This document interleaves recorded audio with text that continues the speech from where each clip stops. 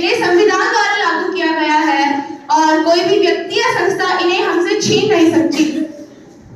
मौलिक अधिकार तो हम जानते हैं, पर इसके अंतर्गत कौन कौन से अधिकार आते हैं?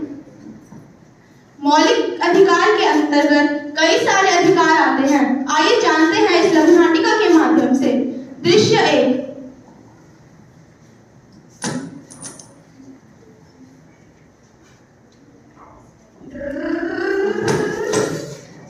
रुको, तुमने सिग्नल तोड़ा है, तुम्हें इसके लिए जुर्माना भरना पड़ेगा। कैसा जुर्माना? मैं एसपी की बेटी हूँ, तुम्हें सस्पेंड करवा दूंगी। कानून सबके लिए समान है, इसका पालन करना सभी के लिए अनिवार्य है। रुको भाई रुको, और सुनो। हमारा संविधान कहता है कि सभी व्यक्ति समान हैं। किसी भी व्यक्ति को उसके जाति, धर्म व गरीब या अमीर होने पर नहीं बोला जा सकता। वह सभी सार्वजनिक स्थलों का उपयोग करने का सभी को समान अधिकार है। यही तो है हमारा प्रथम मौलिक अधिकार, समानता का अधिकार। समानता का अधिकार, समानता का अधिकार। दृश्य 2। वड़ा पाव ले लो, वड़ा पाव। चाय ले लो, चाय। आप हमारे राज्य में काम नहीं कर सकते, जाओ अपने राज्य में। क्यों नहीं कर सकते? यहाँ हमारा मौलिक अधिकार है। अधिकार? कैसा अधिकार? नहीं बहन, ऐसा कुछ नहीं है। हर व्यक्ति को बोलने, लिखने, पढ़ने या भाषण देने की आजादी होती है। यदि कोई व्यक्ति कहीं जाकर घूमना चाहता है तो वो घूम सकता है, व्यापार करना चाहता है तो वो कर सकता है, और ये सारे अधिकार आते हैं हमारे अनुच्छेद 19 के अंतर्गत। और यही है हमारा दूसरा मौलिक अधिकार, स्वतंत्रता का अधिकार। स्वतंत्रता का अधिकार, स्वतंत्रता का अधिकार। दृश्य 3। देख रही हूँ मैं आजकल काम में बिल्कुल ध्यान नहीं रहता। कामचोर कहीं की, रुक तेरी तनख्वाह काटती हूँ अब। नहीं मैडम जी, ऐसा मत कीजिए। मैं अपने परिवार कैसे चलाऊंगी? यही तो मेरा व्यवसाय है। नहीं बहन, तुम ये नहीं कर सकती हो, ये संविधान के विरुद्ध है। यदि तुम किसी 14 साल से कम उम्र वाले बच्चे को काम कराते हो तो यह संविधान के विरुद्ध होगा। ऐसा होगा क्या? हाँ भाई हाँ, यहाँ ऐसा ही होगा। किसी भी व्यक्ति के अवर्णीय व्यापार करना व बाल मजदूरी कराना कानूनन प्रतिबंध है।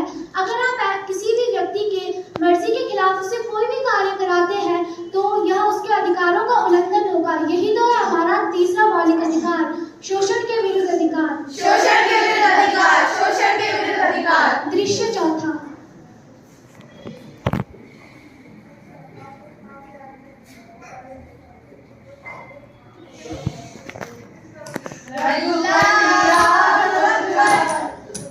रुको, अगर तुम्हें हमारे देश में रहना है तो तुम्हें हमारे धर्मों का पालन करना पड़ेगा। नहीं बहन, ऐसा कुछ नहीं है। जिस प्रकार आप अपने धर्म का अच्छी तरीके से पालन कर सकती हैं, उसी प्रकार हम भी अपने धर्म का पूर्णतः पालन कर सकते हैं। यह किसकी मजाल हुई जिसने ये कहा? यह हिंदुओं का ही रहेगा। संविधान कहता है दोस्तों, संविधान, हमारा संविधान कहता है कि हर व्यक्ति को अपने धर्म का पालन करने का व अपने धर्म का प्रचार करने का पूरा अधिकार है। यही तो है हमारा चौथा अधिकार, धार्मिक स्वतंत्रता का अधिकार। धार्मिक स्वतंत्रता का अधिकार, धार्मिक स्वतंत्रता का अधिकार। दृश्य 5। अस्सलाम वालेकुम। वालेकुम सलाम। बच्चों, आज हम जानेंगे उर्दू के कुछ लफ्जों के बारे में। बंद करो ये सब, यहाँ सिर्फ हिंदी में ही पढ़ना होगा और यहाँ सिर्फ हिंदी में ही लिख सकते हैं। नहीं भाई, हमें भी अधिकार है, हम अपनी भाषा में लिख तथा पढ़ सकते हैं। अधिकार है बहन, अधिकार है। हमारा संविधान कहता है 6 से 14 वर्ष के बच्चों को मुफ्त में पढ़ने का अधिकार है व अल्पसंख्यक लोगों को अपना विद्यालय चलाने का अधिकार है। यही तो है हमारा 5वां मौलिक अधिकार, शैक्षिक एवं सांस्कृतिक अधिकार। शैक्षिक एवं सांस्कृतिक अधिकार, शैक्षिक एवं सांस्कृतिक अधिकार। दृश्य 6।